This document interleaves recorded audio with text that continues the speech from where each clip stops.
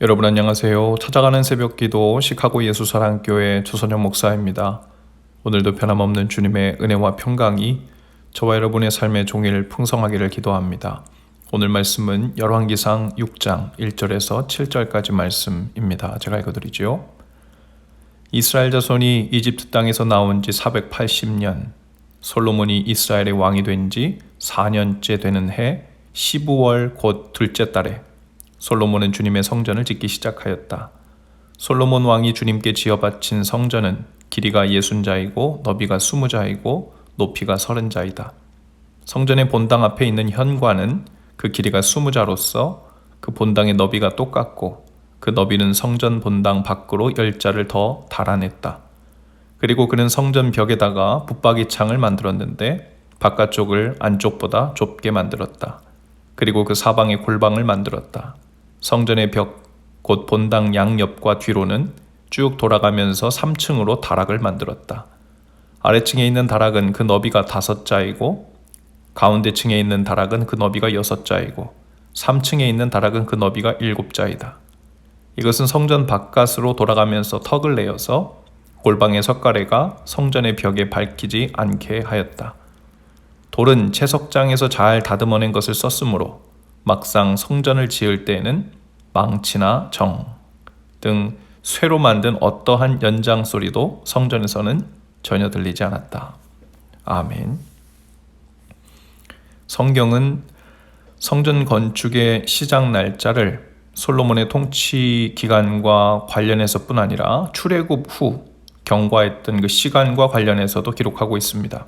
그래서 1절에 보면 이스라엘 자손이 이집트 땅에서 나온 지 480년, 그리고 솔로몬이 왕이 된 지 4년째 되던 해, 이렇게 밝히고 나서 성전 건축이 시작되었다고 말하고 있습니다.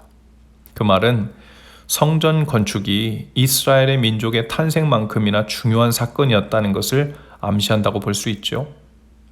그래서 마치 하나님께서 아브라함을 불러 약속을 주시고 이스라엘의 자손을 확장시켜 가시면서 그 자손의 계보를 지파별로 하나하나 불러가시고 이름을 기록해 가시면서 민족을 세워 가셨듯 이 성전 건축을 하는 과정에서도 그 길이와 너비를 비롯한 규모와 구조, 그리고 사용된 재료는 무엇이고 어디서 가져왔는지에 대한 부분까지 세부 사항을 꼼꼼히 기록하고 있는 것을 보게 되죠. 그 중에서도 특징 중에 하나는 7절에 기록된 대로 성전 건축에 사용된 돌은 성전과 떨어져 있는 채석장에서 모두 완전히 준비되었기 때문에 막상 성전을 지을 때 공사 현장에서는 망치나 정 등 쇠로 만든 어떤 연장 소리도 성전에 들리지 않게 했다는 것입니다.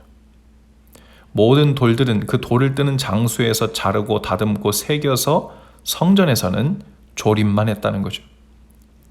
성전은 하나님의 이름을 두려고 택하신 곳이었기 때문에 성전을 건축하는 과정부터 힘을 다해 또 심혈을 기울여 거룩하고 경건하게 그 과정을 진행한 것이죠.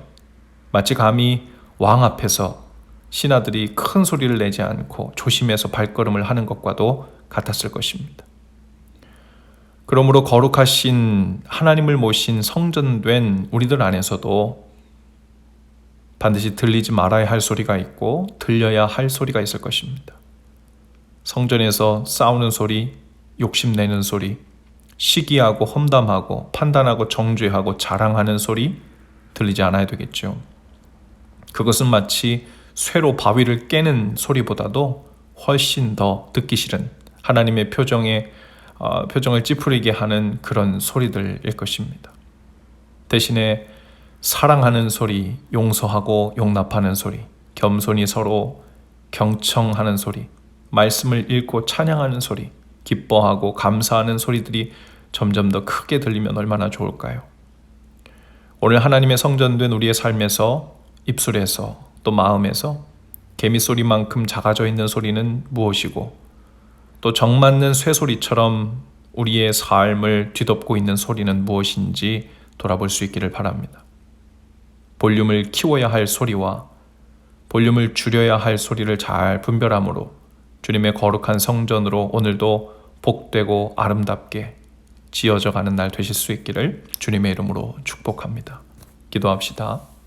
주님, 오늘 주님을 모시고 있는 저희의 마음에서 시끄러운 죄의 소리가 나지 않도록 저희의 생각과 입술에 파수꾼을 세워 주옵소서. 주님을 기뻐하고 노래하며 감사하고 즐거워하는 소리로 채워지게 하시고 또 힘써 채우는 날 되게 하옵소서. 예수님 이름으로 기도합니다. 아멘. 여러분 오늘도 예수 사랑으로 화이팅입니다. 내일 아침에 다시 찾아뵙지요.